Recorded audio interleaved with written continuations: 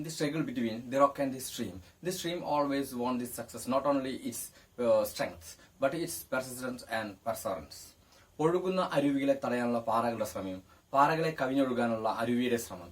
ഈ മത്സരത്തിൽ എപ്പോഴും വിജയിക്കുന്നത് അരുവി തന്നെയാണ്. ഈ മത്സരത്തിൽ എപ്പോഴും അരുവി വിജയിക്കുന്നത് അരുവിയുടെ ശക്തി കൊണ്ട് മാത്രമല്ല, അരുവിയുടെ നിരന്തരമായ പ്രയത്നം കൊണ്ടാണ്. ഒഴുകുക എന്ന നിരന്തരമായ പ്രയത്നം കൊണ്ടാണ് അരുവി എപ്പോഴും വിജയിക്കുന്നത്. ഡിയർ ഫ്രണ്ട്സ്, നിങ്ങൾ നിങ്ങളുടെ ലക്ഷ്യത്തെ കണ്ടെത്തുക. നിങ്ങളുടെ കഴിവ് വെച്ച് നിങ്ങൾ നിരന്തരം പ്രയത്നിച്ചുകൊണ്ടിരിക്കുക. ഒന്നോ രണ്ടോ പരാജയങ്ങൾ കണ്ട് അന്തം വിട്ട് നിൽക്കാതെ നിങ്ങൾ നിങ്ങളുടെ കഴിവ് വെച്ച് നിരന്തരം പ്രയത്നിച്ചുകൊണ്ടിരിക്കുക. Definitely success will follow you. Dear friends, you are welcome to make a history with Historia.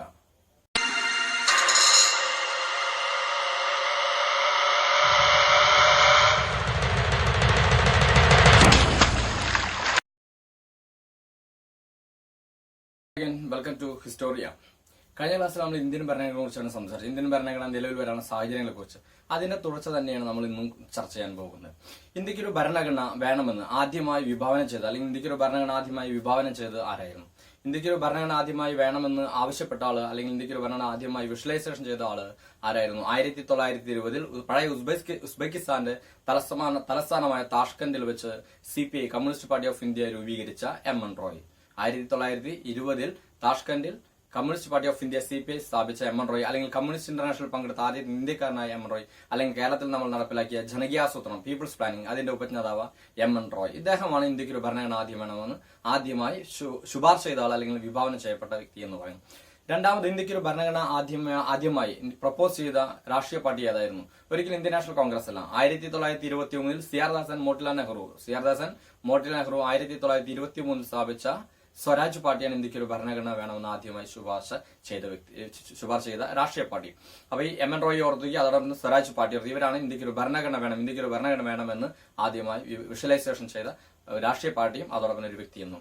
ഇനി നമുക്ക് നോക്കാം. കഴിഞ്ഞ ക്ലാസ്സിൽ പറഞ്ഞ പോലെ ഇന്ത്യൻ ഭരണഘടന ഉണ്ടാവാനുള്ള സാഹചര്യം ഞാൻ അന്ന് പറഞ്ഞു. നമ്മൾ കഴിഞ്ഞ ക്ലാസ്സിൽ പറഞ്ഞു, സെക്കൻഡ് വേൾഡ് വാറിന് ശേഷം ലോകം രണ്ട് ചേരികളാകുന്നു. ഒന്ന് മുതലാളിത്ത രാഷ്ട്രങ്ങൾ, മറ്റൊന്ന് സോഷ്യലിസ്റ്റ് രാഷ്ട്രങ്ങൾ. സോഷ്യലിസ്റ്റ് രാഷ്ട്രങ്ങൾ പൊതുവെ ജനാധിപത്യവും സ്വാതന്ത്ര്യം സപ്പോർട്ട് ചെയ്യുന്നു. അതുകൊണ്ട് ആ സോഷ്യലിസ്റ്റ് കമ്മ്യൂണിസ്റ്റ് രാഷ്ട്രങ്ങൾ ഇന്ത്യക്ക് സ്വാതന്ത്ര്യം വേണമെന്ന് മാത്രമല്ല, ഇന്ത്യക്ക് സ്വാതന്ത്ര്യം വേണമെന്ന് മാത്രമല്ല, ലോകത്തിലെ എല്ലാ രാഷ്ട്രങ്ങൾക്കും സ്വാതന്ത്ര്യം കൊടുക്കണം, സാമ്രാജ്യത്വം തുറയണമെന്ന്, അല്ലെങ്കിൽ സാമ്രാജ്യത്വം വരാൻ പാടില്ല എന്ന് പറഞ്ഞ ഒരു ടീമുകൾ. അതായിരുന്നു ഒരു കാരണം. രണ്ടാമത് നമ്മൾ പറഞ്ഞു, ഐക്യരാഷ്ട്രസഭ രൂപം ഐക്യരാഷ്ട്രസഭ ലോകത്തിലെ എല്ലാ രാഷ്ട്രങ്ങൾക്കും സ്വാതന്ത്ര്യം കൊടുക്കണമെന്ന് ആവശ്യപ്പെടുന്നു. മൂന്നാമത്, ബ്രിട്ടനിൽ നടന്ന ഒരു വലിയ അധികാര കൈമാറ്റം നമ്മൾ പറഞ്ഞു. അവിടെ ബ്രിട്ടനിൽ കൺസർവേറ്റീവ് പാർട്ടി മാറുന്നു, പകരം അവിടെ ഒരു തൊഴിലാളി വർഗ്ഗ പാർട്ടി ക്ലെമന്റ് ആറ്റിയുടെ നേതൃത്വത്തിൽ വരുന്നു. അങ്ങനെ ആ ക്ലെമന്റ് ആറ്റിയുടെ നേതൃത്വത്തിൽ വരുന്ന തൊഴിലാളി വർഗ്ഗ പാർട്ടി ഇന്ത്യക്ക് സ്വാതന്ത്ര്യം നൽകാൻ തയ്യാറാണെന്ന് പറയുകയും പ്രഖ്യാപിക്കുകയും ചെയ്യുന്നു. അതിനനുസരിച്ച് അധികാര കൈമാറ്റം, ഇന്ത്യക്ക് അധികാരം നൽകാൻ ഞങ്ങൾ തയ്യാറാണ്, ഇന്ത്യക്ക് സ്വാതന്ത്ര്യം നൽകാൻ തയ്യാറാണ്. അപ്പൊ അത് ചർച്ച ചെയ്യാൻ വേണ്ടി ഇന്ത്യയിലേക്ക് ആരെ വിടുന്നു? ക്യാബിനറ്റ് മിഷൻ വിടുന്നു. അങ്ങനെ 1946 മാർച്ച് 23 1946 മാർച്ച് 23 ക്യാബിനറ്റ് മിഷൻ ഇന്ത്യയിൽ വരുന്നു. ക്യാബിനറ്റ് മിഷൻ അംഗങ്ങൾ നമുക്കറിയാം ആരെങ്കിലും? ലോർഡ് പെത്തിക് ലോറൻസ് ഉണ്ട്, അതോടൊപ്പം തന്നെ സ്റ്റാഫോർഡ് ക്രിപ്സ് വരുന്നുണ്ട്, ആൻഡ് A.V. അലക്സാണ്ടർ. ആരൊക്കെയാണ് പറഞ്ഞത്? Stafford Cripps, A.V. Alexander and Lord Pethick Lawrence. ഈ 3 അംഗങ്ങളുള്ള ക്യാബിനറ്റ് മിഷൻ 1946 മാർച്ച് 23 ഇന്ത്യയിൽ വരികയും ആ ക്യാബിനറ്റ് മിഷന്റെ ശുപാർശ പ്രകാരം 1946 സെപ്റ്റംബർ 2 1946 സെപ്റ്റംബർ 2 ഇന്ത്യയിൽ ഒരു തൂക്ക് ഗവൺമെന്റ് നെഹ്റുവിന്റെ കീഴിൽ ഉണ്ടാക്കി തരുന്നു. ഓർത്തുവയ്ക്കുക, 47 നമുക്ക് സ്വാതന്ത്ര്യം കിട്ടുന്നു, പക്ഷെ 46 സെപ്റ്റംബർ 2 ഇന്ത്യയിൽ നെഹ്റുവിന്റെ കീഴിൽ ഒരു തൂക്ക് ഗവൺമെന്റ് ഉണ്ടാക്കി തരുന്നു. സെപ്റ്റംബർ കഴിയുന്നു. അത് കഴിഞ്ഞാൽ ഒക്ടോബർ, നവംബർ, ഡിസംബർ 6 1946 ഡിസംബർ 6 ഇന്ത്യയിൽ ഒരു ഭരണഘടനാ നിർമ്മാണ സമിതി രൂപീകരിക്കുന്നു. ഇന്ത്യക്ക് വേണ്ടിയുള്ള ഭരണഘടന നിർമ്മിക്കാൻ വേണ്ടി, ഇന്ത്യക്ക് ഒരു ഭരണഘടന നിർമ്മിക്കാൻ വേണ്ടി ഇന്ത്യക്ക് വേണ്ടിയുള്ള ഇന്ത്യയുടേതായിട്ടുള്ള ഒരു ഭരണഘടനാ നിർമ്മാണ സമിതി 1946 ഡിസംബർ 6 ഫോം ചെയ്യുന്നു. ഡിസംബർ 6 ഭരണഘടനാ നിർമ്മാണ ഫോം ചെയ്യുന്നു. പക്ഷേ അതിൽ കാര്യമായിട്ടുള്ള മീറ്റിങ്ങുകളോ കാര്യങ്ങളോ നടക്കുന്നില്ല, ഫോം ചെയ്യുക മാത്രം ചെയ്യുന്നു. അത് കഴിഞ്ഞാൽ ഡിസംബർ 9 ഭരണഘടനാ നിർമ്മാണ സമിതി ആദ്യത്തെ സമ്മേളനം നടക്കുന്നു. ആദ്യത്തെ സമ്മേളനം ഡിസംബർ 9 1946 ഡിസംബർ 9 ആദ്യത്തെ സമ്മേളനം നടക്കുന്നു. ഈ സമ്മേളനത്തിൽ വെച്ച് അതിന്റെ താൽക്കാലികമായിട്ടുള്ള, അല്ലെങ്കിൽ ആദ്യത്തെ അധ്യക്ഷനായി, അല്ലെങ്കിൽ ആദ്യത്തെ പ്രസിഡന്റായിട്ട്, ഭരണഘടനാ നിർമ്മാണ സമിതി ആദ്യത്തെ പ്രസിഡന്റായിട്ട് നമ്മൾ ആരെ തെരഞ്ഞെടുക്കുന്നു? ഡോക്ടർ സച്ചിദാനന്ദ സിൻഹയെ തെരഞ്ഞെടുക്കുന്നു. പക്ഷേ ഡിസംബർ 9 കഴിഞ്ഞ് ഡിസംബർ 11 വീണ്ടും ഒരു സമ്മേളനം നടക്കുന്നു. ആ സമ്മേളനത്തിൽ വെച്ച് നമ്മൾ സച്ചിദാനന്ദ സിൻഹയ്ക്ക് പകരം പെർമനന്റ് ആയിട്ടുള്ള ഭരണഘടനാ നിർമ്മാണ സമിതിയുടെ പെർമനന്റ് പ്രസിഡന്റ് ആയിട്ട് നമ്മൾ ഡോക്ടർ രാജേന്ദ്ര പ്രസാദിനെയും വൈസ് പ്രസിഡന്റ് ആയിട്ട് നമ്മൾ ഹരേന്ദ്ര കുമാർ മുഖർജി എന്ന് പറയുന്ന, അല്ലെങ്കിൽ HC മുഖർജിയെ നമ്മൾ അപ്പോയിന്റ് ചെയ്യുന്നു. ആരാ പറഞ്ഞത്? ഡിസംബർ 6 ഭരണഘടനാ നിർമ്മാണ സമിതി രൂപീകരിക്കുന്നു. ഡിസംബർ 9 ആദ്യ സമ്മേളനം ഡോക്ടർ സച്ചിദാനന്ദ സിൻഹയെ ഭരണഘടനാ നിർമ്മാണ സമിതിയുടെ ചെയർമാനായി തെരഞ്ഞെടുക്കപ്പെടുന്നു.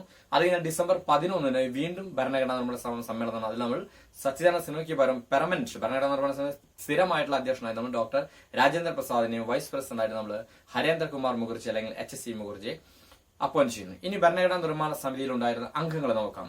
ടോട്ടലി ഭരണഘടനാ നിർമ്മാണ സമിതി ഉണ്ടായിരുന്നു 389 അംഗങ്ങളുണ്ട്. എത്ര അംഗങ്ങൾ? 389, 389. 389 അംഗങ്ങളിൽ 292 നമ്മുടെ ഇന്ത്യയിലെ പ്രവിശ്യകളിൽ നിന്നും 292 മൊത്തം ഇന്ത്യയിൽ പ്രസിഡൻസി പ്രവിശ്യകളിൽ നിന്നും അതോടൊപ്പം തന്നെ 93 അംഗങ്ങൾ 93 അംഗങ്ങൾ നാട്ടുരാജ്യങ്ങളിൽ തെരഞ്ഞെടുക്കപ്പെടുന്നു. 292 ടോട്ടലി ഉണ്ടായിരുന്നു, 389 ടോട്ടലി ഉണ്ടായിരുന്നു. അതിൽ 292 ഞാൻ പറഞ്ഞു മൊത്തം പ്രവിശ്യകളിൽ നിന്നും 93 അംഗങ്ങൾ നാട്ടുരാജ്യങ്ങളിൽ നിന്നും 4 ചീഫ് കമ്മീഷണർമാർ ഭരിക്കുന്ന പ്രസിഡൻസികൾ. അങ്ങനെ 389 ആളുകളാണ് ഭരണഘടനാ നിർമ്മാണ സമിതി. ടോട്ടലി 389 അല്ല, നാട്ടുരാജ്യങ്ങളിൽ നിന്ന് 93 ഓർത്തുക. അങ്ങനെ 389 അംഗങ്ങളുമായി ഭരണഘടനാ നിർമ്മാണ സമിതി പോകുന്നു. പക്ഷെ അതിൽ നിന്ന് കുറച്ച് കഴിഞ്ഞപ്പോൾ ഒരു ടീം പിൻവലിയുന്നു. ആരായിരുന്നു? മുസ്ലിം ലീഗ് അതിൽ നിന്ന് പിന്മാറുന്നു. മുസ്ലിം ലീഗ് പറഞ്ഞു എന്താ പറഞ്ഞത്? ഈ ഭരണഘടനാ നിർമ്മാണ സമിതി ഇന്ത്യക്കുള്ള ഒരു ഭരണഘടന ഉണ്ടാക്കാനാണ്. ഈ ഭരണഘടനാ നിർമ്മാണ സമിതി ഇന്ത്യക്കുള്ള ഒരു ഭരണഘടന ഉണ്ടാക്കുന്നത്. ഞങ്ങൾക്ക് വേറെ പാകിസ്ഥാൻ എന്ന രാഷ്ട്രം വേണം, അല്ലെങ്കിൽ നിങ്ങൾക്ക് മുസ്ലിംകൾ പ്രത്യേക രാഷ്ട്രം വേണം, അതുകൊണ്ട് ഞങ്ങൾക്ക് വേറെ ഭരണഘടനാ നിർമ്മാണ സമിതി വേണമെന്ന് പറഞ്ഞാൽ അവരതിൽ നിന്ന് പിന്മാറുന്നു. മുസ്ലിം ലീഗ് അതിൽ നിന്ന് പിന്മാറുന്നു. അങ്ങനെ 389 മുസ്ലിം ലീഗ് പിന്മാറിയതിനു ശേഷം 299 ആളുകളുമായി നമ്മൾ ഭരണഘടനാ നിർമ്മാണ സമിതിയെ നമ്മൾ ഭരണഘടന എഴുതാൻ തുടങ്ങുന്നു. അങ്ങനെ നമ്മൾ പറഞ്ഞു 3 സമ്മേളനങ്ങൾ കഴിഞ്ഞു. ഡോക്ടർ രാജേന്ദ്ര പ്രസാദിനെയും വൈസ് പ്രസിഡന്റായി HC മുഖർജിയും തെരഞ്ഞെടുക്കുന്നു. അത് കഴിഞ്ഞാൽ അടുത്തൊരു പ്രധാനപ്പെട്ട ഡേറ്റ് വന്ന് 1946 ഡിസംബർ 13, 1946 ഡിസംബർ 13. എന്തായാലും പ്രത്യേകത? ഈ ഡേറ്റിനാണ് നമ്മുടെ നെഹ്റു എന്ത് പ്രഖ്യാപിക്കുന്നത്? ഒബ്ജക്റ്റീവ് റെസൊല്യൂഷൻ അല്ലെങ്കിൽ ലക്ഷ്യപ്രമേയം എന്ന് പറയുന്നത്. ഒബ്ജക്റ്റീവ് റെസൊല്യൂഷൻ അല്ലെങ്കിൽ ലക്ഷ്യപ്രമേയം നെഹ്റു ഭരണഘടനാ നിർമ്മാണ സമിതിയിൽ അവതരിപ്പിക്കുന്നത്. എന്താണ് ഒബ്ജക്റ്റീവ് റെസൊല്യൂഷൻ എന്ന് പറഞ്ഞാൽ, അല്ലെങ്കിൽ ലക്ഷ്യപ്രമേയം എന്ന് പറഞ്ഞാൽ എന്താണ്? ഇന്ത്യൻ ഭരണഘടന, അതിന്റെ ലക്ഷ്യങ്ങൾ എന്താണ്? എന്തിനാണ് ഇന്ത്യക്ക് ഒരു ഭരണഘടന? ഭാവിയിലെ ഇന്ത്യ എന്താകണം? ഭാവിയിലെ ഇന്ത്യ ഒരു ജനാധിപത്യ രാഷ്ട്രമാകണം, ഒരു റിപ്പബ്ലിക്കൻ സ്റ്റേറ്റ് ആകണം, ഒരു സോഷ്യലിസ്റ്റ് രാഷ്ട്രമാണ്. ഇതിലെല്ലാം ഉപരി ഇന്ത്യ ഒരു മതേതര രാഷ്ട്രമാണ്. ഇതിലെല്ലാം ഉപരി ഇന്ത്യ ഒരു വെൽഫെയർ സ്റ്റേറ്റ് ആകണം. അങ്ങനെ ഭാവിയിലെ ഇന്ത്യ, ആ ഇന്ത്യയെക്കുറിച്ച ലക്ഷ്യങ്ങൾ അല്ലെങ്കിൽ നമ്മുടെ ഭരണഘടനയുടെ ലക്ഷ്യങ്ങൾ ഇതെല്ലാം കൂടി നെഹ്റു അവിടെ അവതരിപ്പിക്കുന്നു. ഇതാണ് നമ്മൾ ഒബ്ജക്റ്റീവ് റെസൊല്യൂഷൻ അല്ലെങ്കിൽ ലക്ഷ്യപ്രമേയം എന്ന് പറയുന്നത്. 46 ഡിസംബർ 11 നെഹ്റു അവതരിപ്പിക്കുന്നു.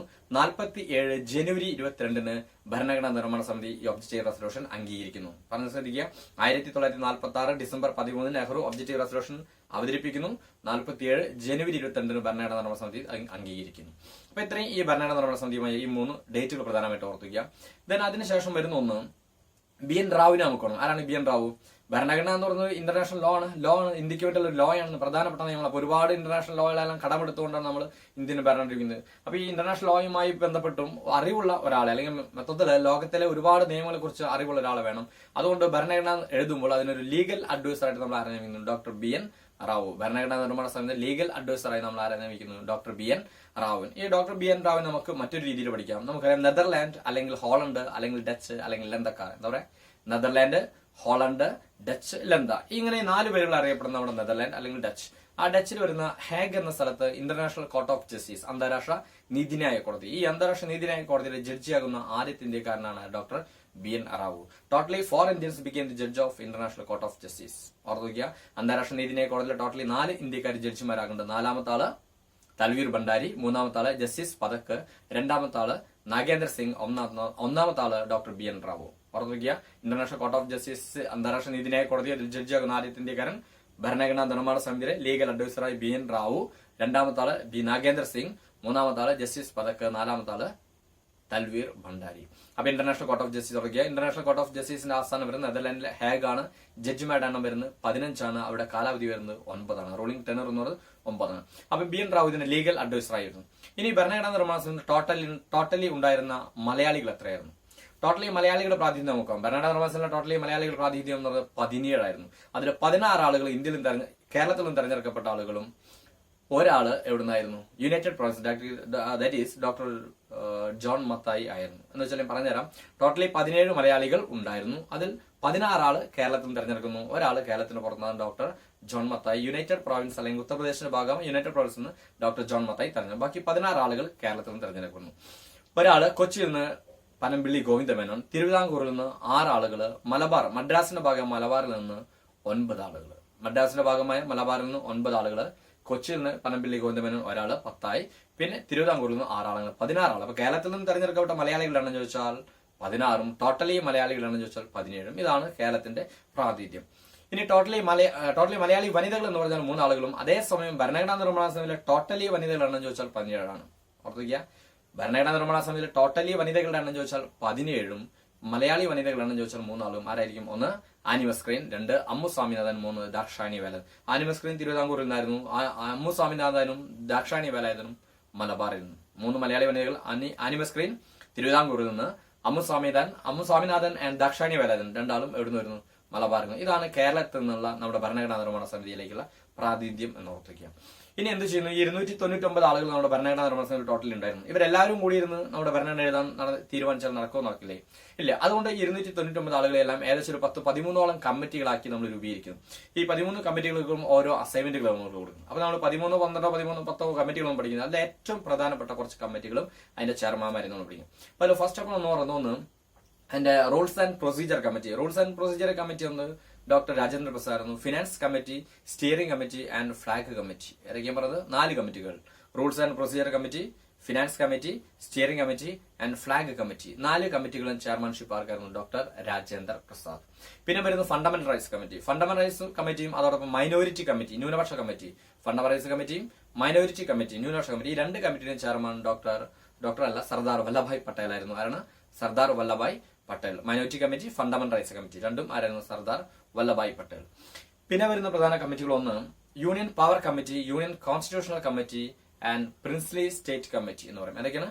Union constitutional committee, union power committee and princely state committee. 3 കമ്മിറ്റികളുടെ ചെയർമാൻ എന്ന് പറയുന്നത് ജവഹർലാൽ നെഹ്റു. ആരാണ്? Jawaharlal Nehru. Union power committee, union constitutional committee and princely state committee. ഈ 3 കമ്മിറ്റികളെയും ആരായിരുന്നു? നെഹ്റു ആയിരുന്നു അധ്യക്ഷൻ എന്ന് പറയുന്നത്. ഇത് പ്രധാനപ്പെട്ട കമ്മിറ്റി. ഇനി മറ്റു വരുന്ന കമ്മിറ്റി ഒന്ന് ഹൌസ് കമ്മിറ്റിയാണ്. House committee chairman Pattabhi Sitaramayya. ആരാണ് പട്ടാഭി സീതാരാമയ്യ? നമുക്കറിയാം, ഇന്ത്യക്ക് സ്വാതന്ത്ര്യം കിട്ടിയതിനു ശേഷം ഇന്ത്യൻ നാഷണൽ കോൺഗ്രസിന്റെ ആദ്യത്തെ പ്രസിഡന്റായ പട്ടാഭി സീതാരാമയ്യ.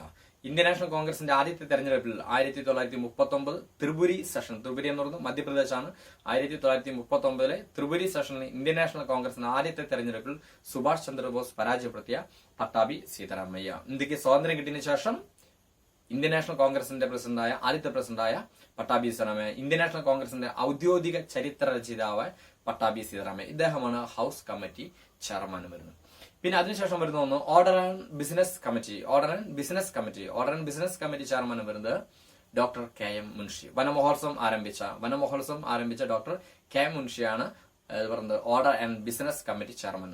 പിന്നെ പ്രധാനപ്പെട്ട 2 കമ്മിറ്റികളാണ് നമുക്ക് അറിയാം. ഒന്ന് ഫണ്ടമെന്റൽ റൈറ്റ്സ് സബ് കമ്മിറ്റി വരുന്നത് എന്ന് പറയാം. ഫണ്ടമെന്റൽ റൈറ്റ്സ് സബ് കമ്മിറ്റി മൗലികാവകാശ ഉപസമിതി ചെയർമാൻ വരുന്നത് ആരായിരുന്നു? JB കൃപലാനി. ഇന്ത്യക്ക് സ്വാതന്ത്ര്യം കിട്ടുമ്പോൾ ഇന്ത്യൻ നാഷണൽ കോൺഗ്രസിന്റെ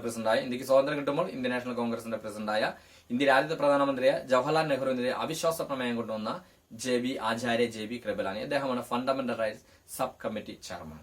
മറ്റൊരു കമ്മിറ്റി വരുന്നത് മൈനോറിറ്റി സബ് കമ്മിറ്റി എന്ന് വെച്ചാൽ ന്യൂനപക്ഷ ഉപസമിതി ചെയർമാൻ വരുന്നത് ഇന്ത്യൻ നമ്മൾ പറഞ്ഞ ഭരണഘടനാ നിർമ്മാണ സമിതിയുടെ വൈസ് പ്രസിഡന്റായ ഉപാധ്യക്ഷനായിരുന്ന HC മുഖർജി. അപ്പൊ HC മുഖർജി ഓർത്തിക്കൊന്ന് ഭരണഘടനാ നിർമ്മാണ സമിതിയുടെ വൈസ് ചെയർമാനാണ്. അതോടൊപ്പം തന്നെ മൈനോറിറ്റി ഉപസമിതി ചെയർമാനും ആരാണ്? ഈ പറഞ്ഞ HC മുഖർജിയാണ്. ഇതാണ് ഭരണഘടനാ നിർമ്മാണ സമിതിയിലെ പ്രധാനപ്പെട്ട കമ്മിറ്റികളും അതിന്റെ ചെയർമാൻമാരും. ഇനി ഈ കമ്മിറ്റികളെല്ലാം ഇവർക്കെല്ലാം ഓരോരുത്തർക്കും ഓരോ അസൈൻമെന്റ്, ഓരോ കമ്മിറ്റികളും ഓരോ അസൈൻമെന്റ് കൊടുക്കുന്നു. ഈ ഓരോരുത്തർക്കും കൊടുക്കുന്ന ഈ അസൈൻമെന്റുകളെല്ലാം എല്ലാവരും എഴുതി വരുന്നു. ഫണ്ടമെന്റൽ റൈറ്റ്സ് എഴുതുന്നു, ഒരു ടീം എഴുതുന്നു, ഡയറക്ടറി മിനിസ്റ്റർ മറ്റൊരു ടീം എഴുതുന്നു. അല്ലെങ്കിൽ ഓരോരുത്തർക്കും കൊടുത്ത അസൈൻമെന്റുകളാണ് ഇതെല്ലാവരും എഴുതി കൊണ്ടുവരുന്നു.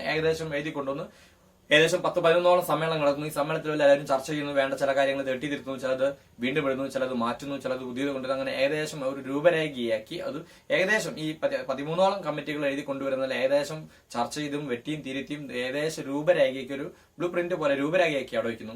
അതിനുശേഷം ഭരണഘടനാ നിർമ്മാണ സമിതിയിൽ തന്നെ മറ്റൊരു കമ്മിറ്റി രൂപം, അതാണ് ഡ്രാഫ്റ്റിംഗ് കമ്മിറ്റി. 7 അംഗ സംഖ്യ വരുന്ന ഡ്രാഫ്റ്റിംഗ് കമ്മിറ്റി.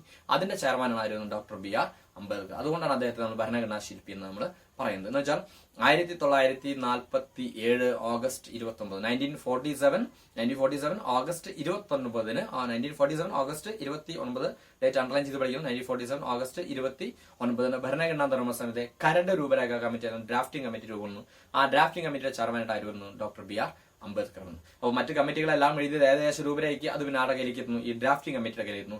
ഡ്രാഫ്റ്റിംഗ് കമ്മിറ്റി പിന്നെ അത് പ്യൂരിഫൈ ചെയ്ത് അല്ലെങ്കിൽ എത്രത്തോളം അത് വെട്ടിന്തിരുത്തും, എത്രത്തോളം ശുദ്ധീകരിച്ചെടുക്കാൻ പറ്റും, അത്രത്തോളം ശുദ്ധീകരിച്ചതിന് ശേഷം അത് ഇന്ത്യൻ ഭരണഘടനയായിട്ട് 1949 നവംബർ 26 നമ്മുടെ കയ്യിൽ ഒരു ബുക്കായിട്ട് നമ്മുടെ കയ്യിൽ കിട്ടുന്നു. എന്ന് വെച്ചാൽ ഞാൻ പറഞ്ഞതാണ്, മറ്റെല്ലാ കമ്മിറ്റികളും എഴുതിയത് ഏകദേശം രൂപരേഖയ്ക്ക് ഈ ഡ്രാഫ്റ്റിംഗ് കമ്മിറ്റി കയ്യിലെത്തുന്നു. അവരത് പ്യൂരിഫൈ ചെയ്ത് ഡോക്ടർ ബി ആർ അംബേദ്കർ ചെയർമാനുള്ള ഈ ഡ്രാഫ്റ്റിംഗ് കമ്മിറ്റി അല്ലെങ്കിൽ കരട് രൂപരാഗ കമ്മിറ്റി അവരത് പ്യൂരിഫൈ ചെയ്ത് ഇന്ത്യൻ ഭരണഘടനയായി 1949 നവംബർ 26 ഒരു ബുക്കായി നമ്മുടെ കയ്യിൽ കിട്ടുന്നു. അപ്പൊ 1949 നവംബർ 26 1949 നവംബർ 26 ഭരണഘടന അംഗീകരിക്കപ്പെട്ടു. അത് എഴുതി തയ്യാറായി പ്രിന്റഡ് ബുക്കായി നമ്മുടെ കയ്യിൽ അംഗീകരിക്കപ്പെട്ടു. ഇനി ചോദ്യം ഇതായിരുന്നു, ഇത് എന്നു മുതൽ പ്രാബല്യത്തിൽ വരുന്നു? ബുക്കായി നമ്മുടെ കയ്യിൽ കിട്ടി, ഭരണഘടന നമ്മുടെ കയ്യിൽ കിട്ടി. ഇനി എന്നു മുതൽ ഈ നിയമം പ്രാബല്യത്തിൽ എത്തുന്നു? നെഹ്റു ഉത്തരം പറഞ്ഞു. എന്തായിരുന്നു നെഹ്റു പറഞ്ഞ ഉത്തരം? നമുക്ക് നവംബറും കഴിഞ്ഞ് ഡിസംബറും കഴിഞ്ഞ് ജനുവരി 26 എടുക്കാം. നവംബറും കഴിഞ്ഞ് ഡിസംബർ കഴിഞ്ഞ് അടുത്ത വർഷം 1950 ജനുവരി 26 നമുക്ക് പ്രാബല്യത്തിൽ വരാം. എന്തായിരിക്കും ജനുവരി 26 പ്രത്യേകത? അതിന് ആൻസർ കിട്ടുന്നത്. എന്തായിരുന്നു ആൻസർ? 1929 ലാഹോർ പ്രമേയത്തിൽ നമ്മളൊരു പ്രഖ്യാപനം ഉണ്ടായിരുന്നു. എന്തായിരുന്നു? അടുത്ത വർഷം മുതൽ എല്ലാ ജനുവരി 26 നമ്മുടെ സ്വാതന്ത്ര്യ ദിനമായിട്ട് നമ്മൾ ആചരിക്കണം. അങ്ങനെ 1930 മുതൽ എല്ലാ ജനുവരി 26 നമ്മൾ എന്തായിട്ട് ആചരിച്ചിരുന്നു? ഇന്ത്യയുടെ സ്വാതന്ത്ര്യ ദിനമായിട്ട് നമ്മൾ ആചരിച്ചു. എന്ന് വെച്ചാൽ ഇന്ത്യക്ക് സ്വാതന്ത്ര്യം കിട്ടിയില്ല എങ്കിൽ പോലും സ്വാതന്ത്ര്യം കിട്ടിയതായി നമ്മൾ പ്രഖ്യാപിച്ച് ആ ജനുവരി 26 1930 മുതൽ എല്ലാ ജനുവരി 26 നമ്മൾ ഇന്ത്യയുടെ സ്വാതന്ത്ര്യ ദിനമായി ആചരിച്ചിരുന്നു. That is a better day for enacting the Indian constitution എന്ന് പറയുന്നത്. അതുകൊണ്ടാണ് ഈ ജനുവരി 26 ഇന്ത്യൻ ഭരണ പ്രാബല്യത്തിൽ ഏറ്റവും നല്ല ദിവസമായി നെഹ്റു കണക്കാക്കിയത്. അങ്ങനെ 1949 എഴുതി കഴിഞ്ഞ ഭരണഘടന 1950 ജനുവരി 24 അവസാന മീറ്റിംഗ് കഴിഞ്ഞ് 1950 ജനുവരി 26 ലോകത്തിലെ ഏറ്റവും വലിയ ഭരണഘടനയായ ഇന്ത്യൻ ഭരണഘടന നിലവിൽ വന്നു. Came to force, came to being. പറഞ്ഞ മനസ്സിലാക്കി 1949 നവംബർ 26 എഴുതി കഴിഞ്ഞ ഭരണഘടന, അംഗീകരിച്ച ഭരണഘടന 1950 ജനുവരി 26 നിലവിൽ വന്നു. ലോകത്തിലെ ഏറ്റവും വലിയ ഭരണഘടന എന്നറിയപ്പെടുന്ന ഇന്ത്യൻ ഭരണഘടന നിലവിൽ വന്നു. ലോകത്തിലെ ഏറ്റവും വലിയ ഭരണഘടന എന്ന് പറയുമ്പോൾ ഓർത്തിക്കുക, ഇന്നത്തെ സിസ്റ്റം പ്രകാരം, ഇന്നത്തെ ഭരണഘടന സ്ഥിതി പ്രകാരം 465 മെയിൻ ആർട്ടിക്കിളും 12 ഷെഡ്യൂളും 465 ആർട്ടിക്കിളും 465 ആർട്ടിക്കിൾ അല്ലെങ്കിൽ അനുച്ഛേദം എന്ന് പറയാം, 12 ഷെഡ്യൂൾ പട്ടിക 25 പാട്ടുകളും 465 ആർട്ടിക്കിളും 12 ഷെഡ്യൂളും 25 പാട്ടുകളുമുള്ള 1,17,369 ഇംഗ്ലീഷ് വാക്കുകളുമുള്ള ലോകത്തിലെ ഏറ്റവും വലിയ ഭരണഘടന എഴുതിയെടുക്കാൻ നമ്മൾ ഈ 1946 ഡിസംബർ 6 മുതൽ 2 വർഷവും 11 മാസവും 18 ദിവസം 2 വർഷവും 11 മാസം 18 ദിവസം തികച്ച് നമ്മൾ ഇന്ത്യൻ ഭരണഘടന, ലോകത്തിലെ ഏറ്റവും വലിയ ഭരണഘടനയായ ഇന്ത്യൻ ഭരണ എഴുതി തീർച്ചത് നിലവിൽ വന്നു. ഇങ്ങനെയാണ് ഇന്ത്യൻ ഭരണഘടന രൂപം കൊണ്ടത്. ഇന്ത്യൻ ഭരണഘടനയെ കുറിച്ച് നിങ്ങൾക്ക് ഏകദേശം രൂപരായി കിട്ടി, ഇന്ത്യൻ ഭരണ നിലവിൽ വന്നത് എങ്ങനെയാണെന്നും അതിലെ പ്രധാനപ്പെട്ട ആ കോഴ്സുകൾ എന്താണെന്നും ഏകദേശം രൂപരായി കിട്ടി എന്ന് ധരിക്കുന്നു. ഇനി നിങ്ങൾക്ക് എന്തെങ്കിലും ഡൗട്ടുകൾ നിങ്ങൾ കമന്റ് ബോക്സിൽ ചെയ്യുക. അപ്പോൾ ബാക്കി ഡൗട്ടുകൾ പറയാം. ദെൻ ഇനി അടുത്ത ക്ലാസ് നമുക്ക് മറ്റൊരു ഇന്ത്യൻ ഭരണ ഏറ്റവും വളരെ പ്രധാനപ്പെട്ട ഒരു ടോപ്പിക്കുമായി നമുക്ക് അടുത്ത ക്ലാസ് നമുക്ക് വീണ്ടും കിട്ടും. So buy now and all the best.